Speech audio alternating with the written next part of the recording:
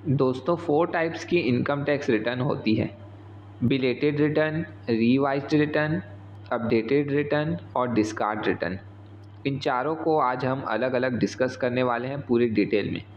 तो आपको ये वीडियो पूरा एंड तक देखना है, आपको पूरा समझ में आ जाएगा कि क्यों कौन कौन सी रिटर्न में क्या क्या प्रोसेस किया जाता है। तो फर्स्ट होती है बिलेटेड रिटर्न। इसका सेक्शन है 139 सब सेक्शन 4।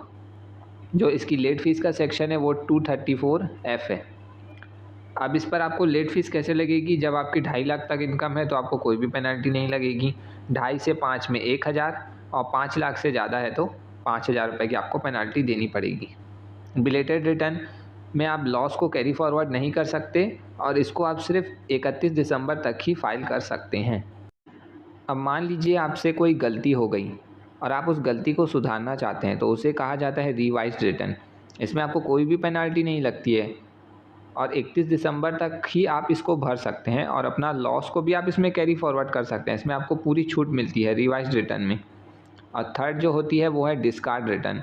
डिस्कार्ड रिटर्न यानी कि आपको अपनी जो भी आपने आईटीआर भरी, अगर आपको लग रहा है कि मैंने गलत भर दी, मुझे नहीं भरनी चाहिए थी या कोई भी कारण हो, तो आप डिस्कार्ड रिटर्न कर सकते हैं। ये आईटीआर रद्द करना माना जाएगा, पर इसमें आपको सावधान रहना है क्योंकि इसको करने के बाद अगर आप फिर से आईटीआर भरेंगे न्यू वाली, तो अगर आपका 31 जुलाई पार हो गया तो आपको पेनल्टी इंटरेस्ट जो भी लगता है वो सब इस पर एप्लीकेबल हो जाएगा। तो आपको बहुत ही सावधानी से डिस्कार्ड करना है।